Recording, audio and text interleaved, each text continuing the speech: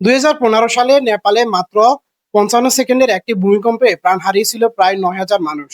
মাটির নিচে কি এমন ঘটে যা মুহূর্তের মধ্যে পুরো শহর গুড়িয়ে দেয়? আজকে আমরা জানবো ভূমিকম্পের পেছনের আসল বিজ্ঞান। ভূমিকম্প কি? ভূমিকম্প হলো পৃথিবীর ভূত্বকের হঠাৎ কম্পন, ইংরেজিতে যাকে বলে আর্থকোয়েক। পৃথিবীর ভেতরে যে বিন্দু থেকে এই কম্পন শুরু হয় তাকে বলা হয় ফোকাস বা হাইপোসেন্টার। আর মাটির উপরে ঠিক সেই বিন্দুর বরাবর যে জায়গাটি সবচেয়ে বেশি কাঁপে তাকে বলা হয় এপিসেন্টার। পৃথিবীর গঠন। ভূমিকম্প বুঝতে হলে আগে জানতে হবে পৃথিবীর গঠন সম্পর্কে। পৃথিবীর 4টি প্রধান স্তর আছে। 1. ক্রাস্ট বা ভূত্বক, আমরা যেখানে বাস করি সেটি মাত্র 5 থেকে 70 কিলোমিটার পুরু। 2. ম্যান্টল বা গুরুমণ্ডল, এখানে থাকে গরম আদাগলিত শিলা, প্রায় 2900 কিলোমিটার গভীর। 3. আউটার কোর, এই স্তরে থাকে তরল লোহা ও নিকেলে ভরা। 4.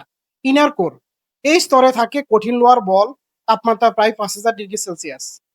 ম্যান্টলের গরম উপাদান ধীরে ধীরে নড়াচড়া করে, এটাই সব ঝামেলার মূল কারণ। পৃথিবীর ভূত্বক একটি টানা আস্তরণ নয়, এটা আসলে ভাঙা ভাঙা বিশাল বিশাল পাথরের চাই দিয়ে তৈরি, যাদের বলা হয় টেকটনিক প্লেটস। পৃথিবীতে মোট 7টি বড় এবং কিছু ছোট টেকটনিক প্লেট আছে। এগুলো প্রতি বছর মাত্র 2 থেকে 10 সেন্টিমিটার সরে, ঠিক যেন আমাদের নখ বড় হওয়ার মতো গতিতে। এই প্লেটগুলো তিনভাবে একে অপরের সাথে মিলিত হয়। 1. কনভার্জেন্ট বাউন্ডারি, দুটি প্লেট একে অপরের দিকে আসে, একটি প্লেট অপরটির নিচে চলে যায়, যাকে বলে সাবডাকশন। এখানে শক্তিশালী ভূমিকম্প হয়। নেপাল ও জাপানের ভূমিকম্পের কারণ এটাই। 2. ডাইভার্জেন্ট বাউন্ডারি, দুটি প্লেট দূরে সরে যায়, আটলান্টিক মহাসাগরের নিচে এটাই হচ্ছে। 3.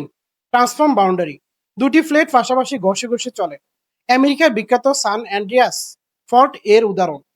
ভূমিকম্প কিভাবে তৈরি হয়? প্লেটগুলো সবসময় সরতে থাকে, কিন্তু এদের সংযোগস্থলে, যেগুলোকে বলা হয় ফল্ট বা চ্যুতি, এটা আটকে যায়, কিন্তু ভেতরের চাপ বাড়তেই থাকে। দশকের পর দশক, কখনো শতাব্দী ধরে এই চাপ জমতে থাকে। একসময় চাপ এতটাই বেড়ে যায় যে পাথর আর ধরে রাখতে পারে না, হঠাৎ করে স্লিপ হয়, মানে সরে যায়। এই মুহূর্তে জমে থাকা শক্তি সিসমিক ওয়েভ বা ভূকম্পীয় তরঙ্গ হিসেবে চারিদিকে ছড়িয়ে পড়ে। এই তরঙ্গ 3 ধরনের। 1. প্রাইমারি ওয়েভ, সবচেয়ে দ্রুত, পানি ও মাটি দুটোতে যায়। 2. সেকেন্ডারি ওয়েভ, শুধু কঠিন পদার্থে যায়, যেটি বেশি ক্ষতিকর। 3. সারফেস ওয়েভ, মাটির উপর দিয়ে যায়। ভবন ধ্বংসের মূল কারণ মূলত এটাই। ভূমিকম্পের শক্তি মাপা হয় মোমেন্ট ম্যাগনিটিউড স্কেল দিয়ে। আগে রিক্টার স্কেল ব্যবহার হতো, এই স্কেলে 2 বা তার চেয়ে কম ভূমিকম্পে ভূমিকম্প অনুভব করা যায় না।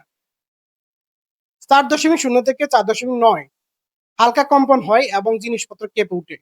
6.0 থেকে 6.9 মাত্রা ভূমিকম্পে ভবনের ক্ষতি হয়। 7.0 বা তার বেশি মাত্রা ভূমিকম্পে ভয়াবহ ধ্বংসের সৃষ্টি হতে পারে। প্রতি 1 মাত্রা বাড়লে শক্তি প্রায় 32 গুণ বেড়ে যায়। বাংলাদেশ কি ঝুঁকিতে? বাংলাদেশ ভূমিকম্পের দিক থেকে একেবারে নিরাপদ নয়।